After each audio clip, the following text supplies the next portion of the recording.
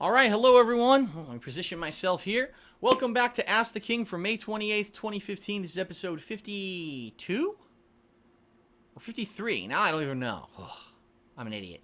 Anyway, we got much more to get to. This is only part 2. So if you haven't watched part 1 yet, head back and check it out on YouTube. If you're watching on stream, obviously, you don't need to go back. You saw it already. But let's jump right back in because we got lots of questions. The next one is from I Cured It With My Brain. He says, on April 26th, 2015, ESPN 2 sports fans across the world were treated to live footage of college students playing Heroes of the Storm. Here's the story, and he linked me to the story. Thanks to a partnership with Blizzard, the flashy MOBA got 2+ hours of solid airtime on national television, complete with a live audience and professional esports commentators. As you might expect, a whole lot of people flipped out over this. Reactions to the tournament, which thanks to the nature of MOBAs was rather inaccessible to people not familiar with the game, were incredible, ranging from salty to hilarious. ESPN 2 trended on Twitter for a few hours too, and scanning through the reactions is really entertaining because it's ridiculous.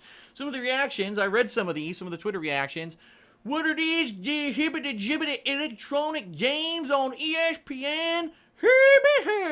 And really, you could probably read every fucking negative tweet about it in that accent, and it makes perfect sense, because basically the mass reaction to this being broadcast was, what is a video game doing being broadcast on ESPN? It has no right, it's not a real sport, yada yada yada. So I cured him with my brain's question is, what are your thoughts on ESPN broadcasting competitive video gaming? Listen, the bottom line is this.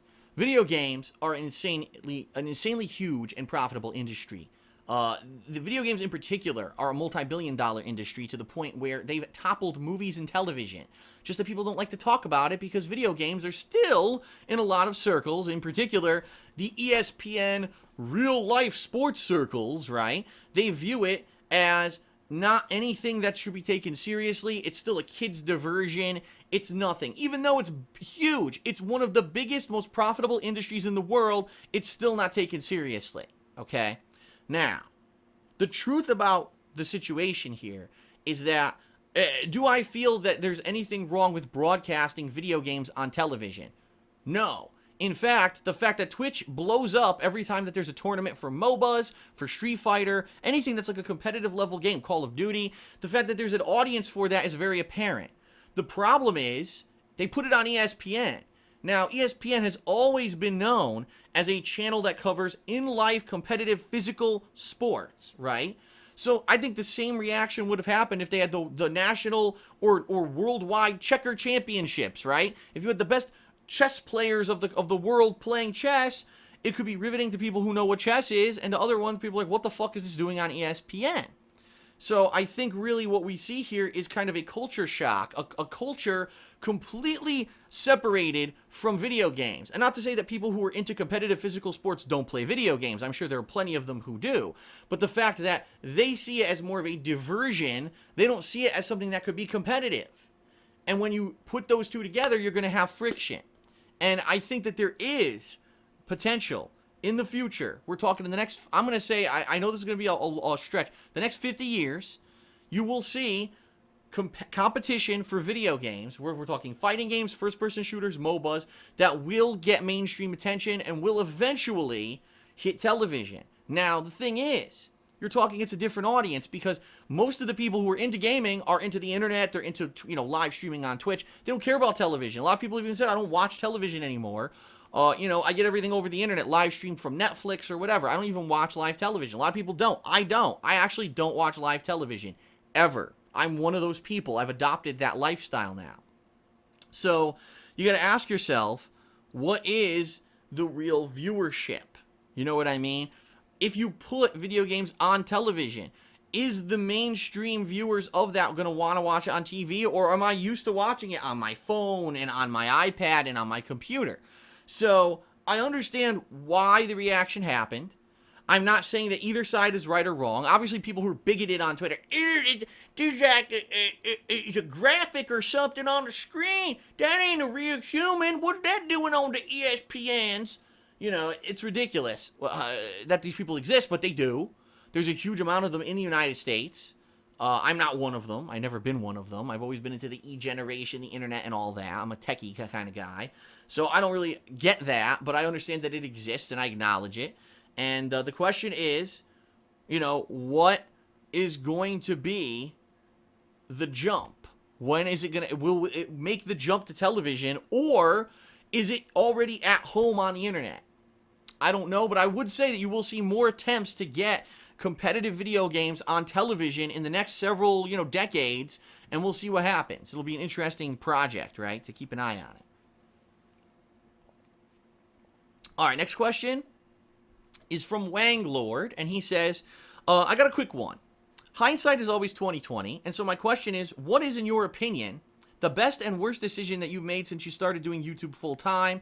Doesn't have to be directly related to your YouTube channels. Well, really, when I've always said this, I'm not going to say there's a definitive best and worst or whatever. What I can tell you are a few things that I've observed that I think, I could have done better, or maybe, best and worst. So let's do some of the best decisions I've ever made. Number one best decision I ever made was working as much as I did when I was as popular as I was on YouTube. And not to say that I don't have popularity. Yes, I do. Obviously, I have a consistent viewership right now that allows me to do this for a living. So obviously, you have to say I have popularity and I'm successful. But I'm certainly not as successful as I was 2-3 years ago. I'd say probably back in around 2012. Between the years of 2010 and 2012 were kind of the golden years when I was insanely popular. Let's Players were becoming popular on YouTube and just starting to make a living doing it. I, signed up with Machinima and boom, huge popularity, right? And then it gradually kind of died down. One of the best decisions I ever made was doing as much as I did, playing as many games as I did during that period of time, because I accrued enough money during that period of time to get myself out of the financial debt and ruin that I was in due to my youth. In my youth, I was very frivolous with spending. I had credit cards that I shouldn't have had, but they just kept giving them to me, and I would rack them up and buy superfluous nonsense, and really, I was just in bad financial shape when it came to my credit report and stuff like that. And the years of YouTube where I worked my ass off playing every fucking game, uploading 50, 70 videos a day in some cases for new playthroughs, and really just busting my ass, made enough money for me to get out of that financial ruin. And I got to a point where I actually was in a good position where now I was able to move across the country. And yeah, I'm in debt now, but my God, am I in such a better position than I ever was, some 5-6 years ago due to that popularity on YouTube. Now, if I hadn't done that, if I didn't work my ass off, if I didn't play 5 billion games, if I didn't upload over, 30,000 videos to YouTube like I did, potential is that I would have been popular. And then when this dip happened, which inevitably was going to happen, guess what? All that potential was gone. And so maybe I wouldn't have got out of financial debt. Maybe I wouldn't have been able to move, and I would have been stuck in Connecticut in a tiny shitty condo paying insane taxes, never being able to live with my girlfriend and have a life of my own that I want. So that was definitely, thumbs up, one of the best decisions I ever made was to bust my ass and work my ass off while I was incredibly popular and make as much money as I could during that period of time. I think that was a great decision, okay? Some worst decisions I've made. One of the big regrets that I kind of have day to day is that, unfortunately, for me anyway, unfortunately, there's a lot of games that I would love to play that I really are from my past. And what I mean, games that I grew up with, right? Games that I love, that I cherish, that I really would like to play. Or even, not even maybe games I grew up with, but games that I played before YouTube. As I just mentioned in this episode of Ask the King, Lost Odyssey in particular is a really great RPG that I really loved. And I said, man, I would love to do a playthrough of stuff like that. I wish I had played those games earlier, when I would have had enough of a viewership to, sustain. And what I mean by that is right now, if I dropped everything and I said, I can't take it anymore, I want to fucking play Suikoden. And I love that game, and I'm going to play it, and I'm going to play it nonstop, and I'm just going to play it for the next 2 weeks till I beat it. And I don't care if you like it or not, and I don't care about the viewership. I will go out of business. Because the bottom line is, for certain games, there really isn't a lot of viewership. And in my particular viewing audience, people don't like a lot of certain games. RPGs are one of them, all right? If I had played Suikoden back in 2010, I probably would have gotten 10,000 views on every single video of the playthrough. It would have, done 1 million views. It would have been insane. But now things have changed. And so when I look back at those games, excuse me, when I look back at those games, and I say, man, these are some of the games that are from, my childhood that I love and I want to play them. These are games that I've played over the years, and I would really love to experience that with a stream or YouTube audience. I say, yeah, but they're not going to support my business. I have to play things that are going to get views, let's face it. So I kind of have to weigh and balance that. In some regards, I'm happy because Patreon is allowing me to do stuff like that. Like, I'm about to start playing Yakuza 4 as soon as I finish Persona 4. And I've wanted to play this game for 3 years, ever since I played Yakuza Dead Souls. It never really got enough of a vote or anything in a vote to get first place and be played. I want to play it so much, and the Patreon support is allowing me to do that. So, because of Patreon, I can do stuff that normally I wouldn't. And I'm happy about that, but I am kind of disappointed that, unfortunately, when I had a wider viewing audience, when I had more reach across YouTube, that I didn't play the games then, because I probably could have got them more exposure, and more people would have been exposed to these awesome games. And that's the bottom line. Is now I have kind of a more dedicated fan base. I am more of a niche YouTube gamer, right? People aren't going to me. Mainstream viewers aren't coming to watch my stuff. So I have to rely on the fact that people already know who I am or whatever. And when I play a game that's outside the box, it doesn't give that game mass appeal anymore. And that sucks, because I would love to play Suikoden. I'd love to play Lost Odyssey. These games that I think I could give it lots of popularity. And unfortunately, I can't really do that anymore, okay? In addition, another thing that people say, worst decision. I honestly believe, now I don't know, this could be completely, I believe that I was, for a very long time, very stubborn, very pig-headed and closed-minded, and I would not listen to feedback, and I basically, my mentality on YouTube was, well, I'm doing it the way I'm doing it, I'm successful, I'm making a living doing it, so I must be doing it right, so I don't care about anyone telling me that I need to improve or change or whatever. I'm just going to keep doing it the way I've done it. And really, one of the things that I regret is taking so long to adopt direct capture. And not to say that, that it wasn't a good time to do it when I did it 2 years ago in 2013, but at the same time, I understand that if I had adopted it earlier, there might have been a possibility that maybe I could have avoided some of the negativity that I got. As people saying, Phil's so obstinate, he doesn't want to listen, he doesn't listen to feedback, and I've changed a lot. Let's face it, in the past 2 to 3 years, in particular, I've changed a ton when it comes to listening to what people have to say, giving things a chance, stop being so stupid, pig-headed, and bigoted about certain things, and trying new things, and, all the different changes that I've adopted to my content and stuff, you know what I mean? And, it is what it is. It is not much that I can do too much about the past, right?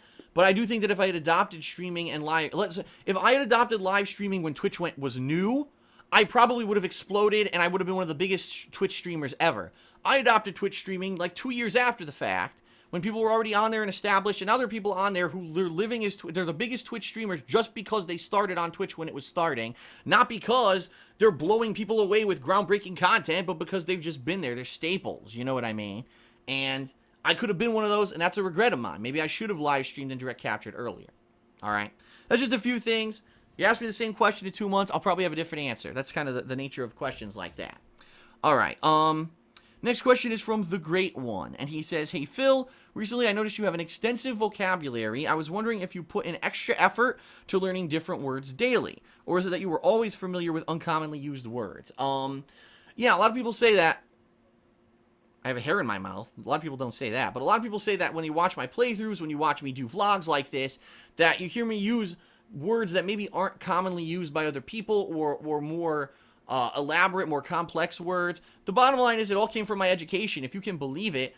In high school, I had 2 or 3 years of pretty strenuous study when it came to British literature, vocabulary. I was in kind of what were they called? The AP classes, the advanced placement classes that were very difficult. And so I would study the shit out of my stuff, and reading all this British literature, I learned all this vocabulary that normal people wouldn't use in daily speech. In addition to that, I was an avid comic book reader in the 1990s, and a lot of people might say comic books are for kids.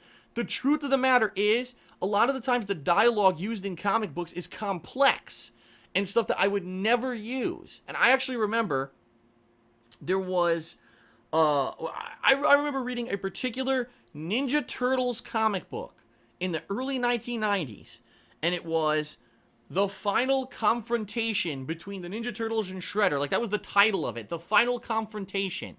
I didn't know what the hell that meant. And I went to my parents and I said, what does confrontation mean? They explained it, and I said, wow, okay, now I understand. And that word was used so many times in my lifetime. And that's kind of, by reading comic books, you can learn all these words that commonly aren't used in dialogue, but they're used in a narrative in a comic. Now, I'm sure people would say, well, if you read books, you do the same thing. Sure, I'm sure people who read books all the time also, you read words that are used in books and literature that aren't commonly used in dialogue, spoken dialogue. But that's why reading and school really gave me a really wide-reaching dialogue, and I use that, when I can. And I'll be honest, no, I don't use it all the time, but every once in a while I'll say a word that to me maybe is common. People are like, what the hell did he just say? What's a conflagration? Well, I know what that is because I learned it, and it was something that was used in comic books and books and in school all the time for me. So that's kind of where it came from. All right, next question is from, hold on, because the name is on the next page, Blegs. And he says, hey, Phil, how do you feel about realism in video games, particularly in first-person shooter or survival-style games? Personally, I get bugged by ridiculous mechanics in standard first-person shooters, but I found Metro Last Light a refreshing change of pace. On the other hand, if it can get excessive, like in Fallout New Vegas' hard mode, where you have to keep your character fed and well-rested, that could be too much. At a certain point, it's like, I'm not playing a video game to simulate real life where I have to take a shit. I just want to have a fun experience. So what do you think? What level of realism in gaming do you prefer? And where should FPS survival developers draw the line? And again, that's from Blegs. Well, here's the cool thing, is that quite honestly, they don't have to draw the line. And just like you mentioned, there are games like Fallout New Vegas where if you play it on a casual level, you could just go for the narrative. If you play it on a more hardcore level, you could be playing it for the narrative and the combat. And if you play it on the hardest difficulty, now you're playing super ultra survivalist.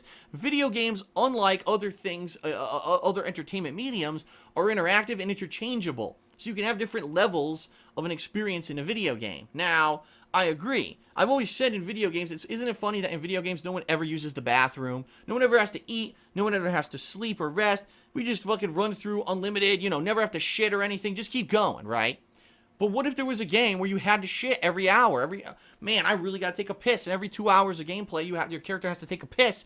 And it really has to piss in the middle of a firefight, Would that be too much? And the thing is that video games are supposed to take you out of the tedium of real life and put you into a fantasy situation, a what-if scenario that's different from real life, because that's the bottom line, is when you play a video game, just like when you watch TV or movies, you want to be lost in a fantasy scenario that's not you, okay? So there has to be some suspension of disbelief. Okay, no, the guy in Call of Duty doesn't have to stop every 45 minutes to take a leak, all right? And that's okay. I'm okay with that because I want to keep playing and have a fun experience. So, that being said, I think it could be interesting to see games implement more survivalist tactics. The question is, how far is too much? And that's going to be the question ultimately that's going to be presented, is how much is too much? You got to be careful not to make it too ultra realistic, and now it's just boredom and tedium. A lot of people say games like Heavy Rain, where you're brushing your teeth and you're doing boring things like, oh, he got hurt, so he has to put medicine on a wound or whatever, that was too tedious. Some people loved it, some people hate it. You're always going to have that dichotomy. But again, I think the cool thing about video games is that you can change that experience. So I could see in Fallout 4, which probably is going to get announced this year, how cool would it be if the game had ultra survival mode, where it's super realistic. You have to eat, you have to rest, you have to piss, you have to shit, but you also have to do all the other fun stuff in the game. But then there's a mode that's for more casual gamers. That would be awesome. Of course, that's more investment on the time of the developer, and will the developer say, gee, is that enough that it's going to get more people to buy it? And that's the ultimate question. It comes down to this, okay? All right, next question is from Red High Ruler. And this is going to be the big Tim Schafer question that a lot of people have been asking, so let's get to it. He says, Phil, not long ago, I recently finished watching your playthrough of Broken Age 2, the rant video at the end of the playlist included, and I was disappointed by the first and second act, bringing me to my next point, which is I agree with you, what you said in the rant video. It really isn't an ending to the game. And this got me thinking, and I came up with two questions to ask you. Number one, what do you think? Why do you think it took so long for Tim Schafer to release the second part of Broken Age, Act 2? And number two, how much money was actually spent on the development process of the second part of the game, and where did the rest of it go? I'll be honest with you guys, and you have to understand that this is pure speculation on my part. This is just me if I were to put myself into the feet of a game developer and the history of Tim Schafer and what people have said about games he's worked on before, here's my honest thoughts on the subject matter. I think that Tim Schafer made a shitload of money with this fundraiser for Broken Age. He put a ton of time and effort into the first half of the game, which was a critical success. Most people said, wow, the first half of the game is great, the voice acting's great, the locations are great, can't wait to see what he does with the second half of the game. And after that, he said, well, I've already made my money. People have already bought the game. No one's buying Act 2 because Act 2 is free. Once you buy the game is purchased. So Act 2 is going to be a free second half that I'm making for people. I have to focus on other things. I have to make other games that will sell and make us more money. And what he did is he took his dev team off of Broken Age and had them work on a million other things to make more money. Then all of a sudden he realized, oh fuck, that's right, I still have to make Act 2, and he had his dev team rush in and rush the game out, which is why when you play Act 2 of Broken Age, you realize it's the same locations, the same characters, the same fucking shit, just with a few new mixes of puzzles. The puzzles, in a lot of cases, are completely uninspired and stupid. They make no fucking sense, and the second half of the game has no fucking ending. It's a complete atrocity, and I stand by what I say. What I said when I beat that game is that he robbed people of their money. He did. Tim Schafer is the thief, because he made half of a game. And then he decided, instead of fulfilling my contract with these people who gave me their money to make the second half of the game as good or better than as good as the first half, he said, I will work on other things to make more money because I am greedy, which is exactly what he did. He worked on other projects. He sold other games. By the way, most people have said the other games that his studio was working on ended up being completely bad and terrible to begin with, so they really didn't make much money. Then he had to rush back to Broken Age at the last minute to make it, and he rushed it, and it was a piece of shit. And so, if you want me to answer the question, how much money was actually spent on the development process of the second part, and where did the rest of it go, which is part 2 of the question, my honest answer is probably this much money was actually spent on the second half of Broken Age. Most of it went towards the other projects, right, that he was doing. Now, I want to give you some perspective on this, okay? I want to give you some perspective. I have a Patreon, and when I run my Patreon, I have certain goals, and if I hit the goals, I put money towards the goals as promised by Patreon. So, if I have a goal that says if I hit a certain amount of money, I'm going to put a certain amount of that money towards that goal. I'm very transparent with it. I told everyone that if I hit a certain amount of money, I was going to buy this new microphone with this stand, right? I also said I was going to put soundproofing foam in my office. Like I told you, that's what the money will go towards. Now, the truth of the matter is, with the amount of money that I raised, I actually spent more than that. I spent an additional $100 on top of what I had raised of my own money out of my own pocket to buy even more soundproofing foam to up the quality, and I think that it actually ended up working out well. Here's what Tim Schafer did. He said, I'm going to raise money, but I'm going to have no cap on the amount of money, okay, that's going to be needed to make the game. I'm going to have unlimited cap. If I exceed the cap, I'm not going to promise to give anything back to anyone. And tough shit. And that's how he treated it. I treat Patreon as a contract between you and I, that if you're going to give me your hard-earned pledges and money, I'm going to concretely show you what I'm doing with that money, and I'm going to improve my business. Tim Schafer saw it as a bag of fucking money that was tossed his way, and he said, well, I raised about 200 grand, which is what I wanted to make Broken Age. I made an extra $1 million. Oh, well, that's my money to do with as I please. And he went out and probably bought shit for himself. He probably went out and spent more money on other projects, which he shouldn't have done because that money was supposed to be for Broken Age. And he did whatever the fuck he wanted. And unfortunately, this is the innate flaw with crowdfunding. If you don't have 100% transparency like I'm striving to do with Patreon, you will end up with people who will misappropriate funds and do whatever the fuck they want to do with their money. How many people are backing stuff that never happens, never comes to fruition? How many people have criticized Anita Sarkeesian, who pocketed tens of thousands of dollars to make a web series that over the past 3 years she promised would be done, only has like 2 episodes out, right? But people keep giving her money because apparently they like her as a figurehead rather than actually her putting out content for whatever reason. So the bottom line is these people, because they have notoriety, are using crowdfunding inappropriately. They are stealing money and misappropriating it, and because there's no transparency and there's no legality to it, right? It's not illegal to do a Kickstarter and then not show where the funds go. It's perfectly legal. So unless something gets put into place, you know what I mean? Unless something actually gets put into place of where money will go, then how can you hold people accountable? And the bottom line is Tim Schafer, when you think about it, did Tim Schafer do anything legally wrong? No. In the letter of the law, when you look at what Tim Schafer did with his Kickstarter for Broken Age, he appropriately spent money on the first half of the game and made it great. Then he took whatever extra fund, the millions he raised extra, and obviously put it towards something else, not the game, because the game did not reflect having any more money thrown into it.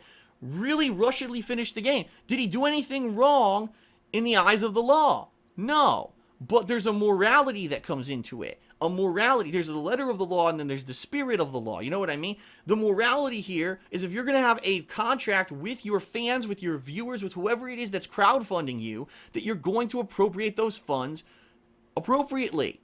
Now, if let's say Tim Schafer originally wanted to raise $200,000 for Broken Age, which is what he wanted, and he raised $2 million, great. If you gave me Broken Age Act 1 and it was great, which it was, I liked Act 1, and then Broken Age Act 2 was just as good, new locations, new characters, really well thought out puzzles, you could tell there was attention to detail, a great ending, I would say, Tim, I don't care what you spent the rest of the money on, because I gave you money for a great game and I got it. What Tim did is he took the money to create the first half of a game, said, well, I'm not going to make any more money on it, so fuck it, I don't care anymore, and went on other ventures that would make money because he's a greedy motherfucker.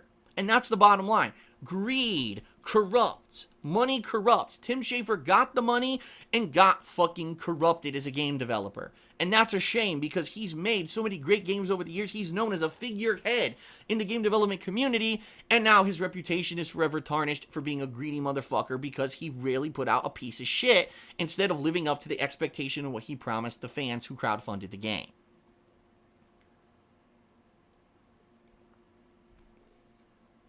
Now again, this is all speculation. I can't tell you, I'm not Tim Schafer, and I'm certainly not a bug on his shoulder and saw what he was doing, but from an outsider's perspective, this is what it looks like. If Tim Schafer cared about his fans, if Tim Schafer cared about the gamers, he would come out and say, oh, here's what happened. Here's why the second half of Broken Age is subpar. Here's where the money went. He hasn't done that. He's hidden because he knows he can't legitimately do it or he would. So that's the shame with Tim Schafer is, you know what I mean? If he really cared, he would say, okay, here's the deal or whatever. And with me, with my Patreon, again, I'm trying to be transparent and I hope you guys understand, anyone who pledges to my Patreon, that I am showing you concrete improvements that are behind me, in front of me, that you can see versus being subpar, okay? All right, we'll do one more question and then we'll take a break here. Next question. From Dirty Ace of Spades, he actually asks, hello, I remember a while back you purchased an Alienware laptop to begin PC gaming. And I myself am thinking of getting an Alienware laptop and was wondering what your impressions are on the machine. What did you like and not like about the machine? Would you recommend Alienware as a brand for laptop users? I'm going to be honest with you guys. I'm going to take my hat off when I say this. Alienware is a piece of shit. Take it from someone who's owned 2 Alienware computers. Alienware is an overpriced, underachieving, underperforming piece of shit. Alienware computers are created to look fancy and to trick people into thinking they're better than other computers when really all they do is look cool. They don't actually have any operational performance over any other PC company, over any PC that you could build yourself. They're incredibly overpriced garbage. I've owned 2 of them.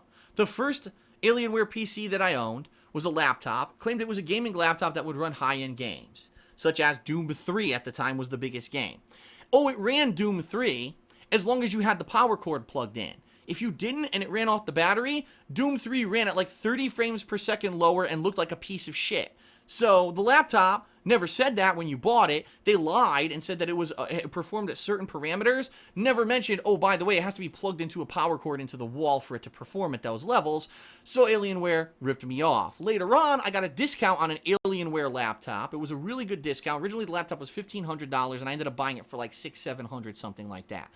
That laptop was also a piece of shit. Did not perform to the specs that it proclaimed that it would. Could barely run the games that I wanted to run on it. And after owning it for 2 years, the hinges on the laptop broke, and the thing fell apart on me. Alienware is garbage. And the bottom line is I see people on YouTube advertising Alienware as if it's like great. And I have people, Phil, did you see that so-and-so YouTuber just got a new Alienware? Yeah, you want to know why that YouTuber got it? Because they sold out. They have a partnership with that company. They're promoting the thing because it fucking got it for free. And bottom line is they wouldn't be buying it or using it if they didn't. Alienware has always been like that. It looks like an alien. It has glowing lights and shit on it.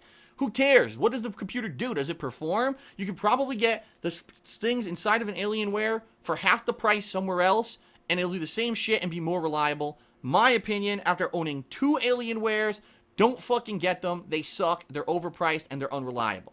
Okay? Based off my personal experience. All right. Okay, everyone, quick break. When I come back, we're going to keep going. And I don't know how many questions we're going to get through at this point. But like I said, this will be an extended episode.